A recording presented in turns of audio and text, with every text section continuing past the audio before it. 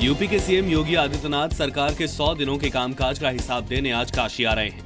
CM बनने के बाद योगी आदित्यनाथ का यह दूसरा बनारस दौरा है। सीएम योगी यहां अपना दल की एक बड़ी रैली में बतौर मुख्य अतिथि शामिल होंगे। इसके अलावा पीएम की ओर से ककरहिया को सांसद आदर्श ग्राम योजना के तहत गोद लेने की औपचारिक घोषणा भी करेंगे। मौसम की पहली बारिश ने ही लखनऊ में नगर निगम के दावों की पोल खोल दी। लखनऊ में बारिश के बाद शहर की ज्यादातर सड़कें पानी में डूबी हुई नजर आई। एसएसपी ऑफिस के पास पुल के नीचे कई फीट पानी भर गया। इसमें 2 बसें फंस गई। बाद में स्थानीय लोगों ने रेस्क्यू कर लोगों की जान बचाई। रेलवे स्टेशन से लेकर हजरतगंज पुलिस चौकी के भीतर भी पानी भर गया। और तो और डॉक्टर राम मनोहर लोहिया अस्पताल में भी बारिश की वजह से तालाब बन गया। दिल्ली से सटे नोएडा में घर के बाहर पेशाब करने से मना करने पर दबंगों ने एक शख्स की जमकर पिटाई कर दी। बरोला इलाके में कुछ लोग सड़क पर शराब पीने के बाद एक घर के सामने पेशाब कर रहे थे। मना करने पर उन्होंने पिटाई कर दी। पूरी वारदात सीसीटीवी कैमरे में रिकॉर्ड हो गई। एक आरोपी को पकड़ लिया गया है। बाकी की तलाश जारी है।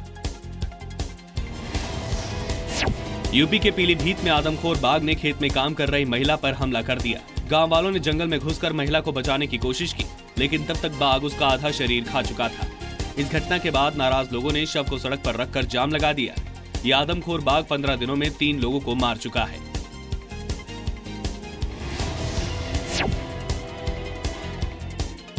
यूपी के शाहजहांपुर में बैंड बाजे की धुन पर शराबी का दूल्हे का नागिन डांस देखकर लड़की ने शादी करने से ही इनकार कर दिया। बाद में पुलिस की मौजूदगी में पंचायत भी हुई, लेकिन बात नहीं बनी। आखिरकार बारात को बिना दुल्हन के ही वापस लौटना पड़ा।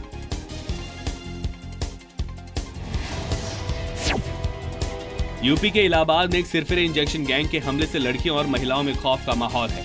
ये गैंग खासतौर से महिलाओं और लड़कियों को निशाना बनाता है। नकाबपोश बाइकर्स का ये गैंग लड़कियों और महिलाओं पर इंजेक्शन से हमला कर फरार हो जाता है। अब तक 1 दर्जन से अधिक महिलाओं पर इस गैंग के सदस्य हमला कर चुके हैं। इनमें से कई का अस्पताल में इलाज चल रहा है। पंजाब के वित्त मंत्री मनप्रीत बादल ने बीजेपी पर जीएसटी के बहाने सियासी फायदा उठाने का आरोप लगाया है। उन्होंने कहा कि वो भी जीएसटी लागू करने के पक्ष में है, लेकिन इसे लेकर कोई जश्न मनाने वाली बात नहीं होनी चाहिए। हालांकि उन्होंने माना कि जीएसटी लागू होने से पंजाब को 6000 करोड़ का फायदा होगा। पंजाब में फिरोजपुर में किसान ने जहरीली दवा पीकर अपनी जान दे दी। परिवार के मुताबिक वो फसल खराब होने और बैंक कर्ज से परेशान था।